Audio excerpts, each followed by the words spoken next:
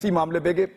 شاہد لطیف صاحب دنیا کو کس طرف لے کر جا رہے ہیں؟ یہ گوروں کو سمجھ نہیں آ رہی ہے کیا کر رہے ہیں؟ اب زیادہ مواد انہوں نے چھاپ دیا ہے، اس کے بہت زیادہ ایڈیشن اس کو بہت زیادہ مقدار میں چھاپ دیا ہے، اور پھر اب لوگ اس کو خرید بھی رہے ہیں۔ یہ اس طرح کا میسج دے کر مسلمانوں کو پوری دنیا سے لڑانے کی پلاننگ کیوں کر رہے ہیں؟ دیکھیں جی، میں یہ سمجھتا ہوں کہ جب تک یہ ڈوئل سٹینڈرڈز ختم نہیں ہوں گے تب تک یہ معاملات ایسے ہی چلتے رہیں گے۔ ساری دنیا کو معلوم ہے کہ پاکستان پچھلے 10-12 سال سے دہشت گردی کے خلاف لڑنے میں ایک فرنٹ سیٹ ملک کا رول ادا کر رہا ہے، اور ڈول سٹینڈرڈز اس حد تک ہیں کہ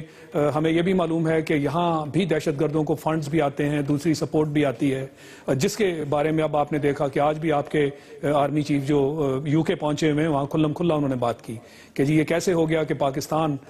کے جو دہشت گرد ہیں، جو وہاں پہ سیپریٹسٹ لوگ ہیں، اور یہاں سے جو فنڈز اکٹھے کیے جاتے ہیں ان ملکوں سے اور وہاں تک جاتے ہیں۔ تو یہ میں ان ڈوئل سٹینڈرڈز کی نشاندہی کر رہا ہوں کہ اگر دنیا آپ کے ساتھ مل کے یہ کام نہیں کرے گی، اور ہم فرنٹ سٹیٹ کے ناطے 60,000 قربانیاں لوگوں کی دینے کے بعد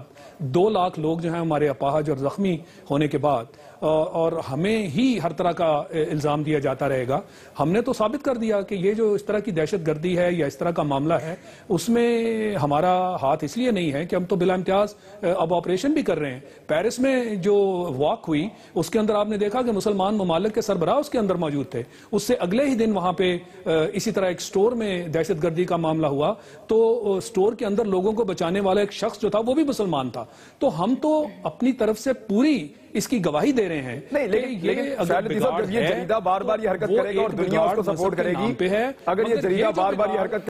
دنیا اگر اس کو سپورٹ کرے گی تو شاہد لطیف صاحب پھر وہ جو لوگ جنہیں ہم کنڈیم کر رہے تھے کہ لوگوں کو مارنے کی اجازت نہیں ہونی چاہیے، وہ پھر جان بوجھ کر ان کو مسلمانوں میں ہیرو بنایا جا رہا ہے۔ سوری، پھر سے سوال کریں گے؟ میں یہ پوچھ رہا ہوں کہ مسلمانوں نے کنڈیم کیا تھا، مسلمانوں نے جان بچانے کے لیے کام کیا تھا فرانس میں، بٹ جس طرح کی روش رکھی ہوئی ہے وہاں پہ فرانس میں اس جریدے نے اور وہاں کی گورنمنٹ نے اور باقی ان کے جتنے بھی اتحادی ہیں انہوں نے، اس سے اس فیل کو کرنے والوں کو ہیرو نہیں بنایا جا رہا مسلمانوں میں خاص طور پہ؟ جی بالکل، وہاں اگر ان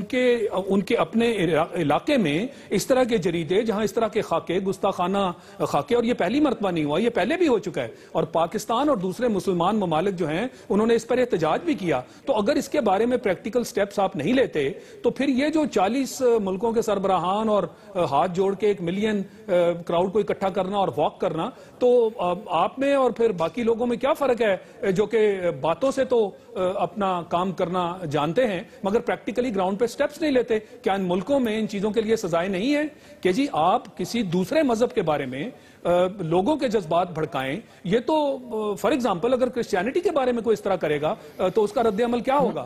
یہ آزادی رائے اپنی جگہ ہے، یہ آزادی رائے کا حصہ نہیں ہے، یہ جان بوجھ کے آپ ہولوکاسٹ پہ بات کرتے نہیں ہیں، نتن یاہو کے خلاف ایک چھوٹا سا سٹیٹمنٹ اسرائیلی وزیر اعظم کے خلاف یہ دے نہیں سکتے۔ یہ آزادی اظہار رائے جو ہے وہ صرف پھنسانے کے لیے انہوں نے رکھی ہوئی ہے اور مسلمانوں کو دبانے کے لیے یہ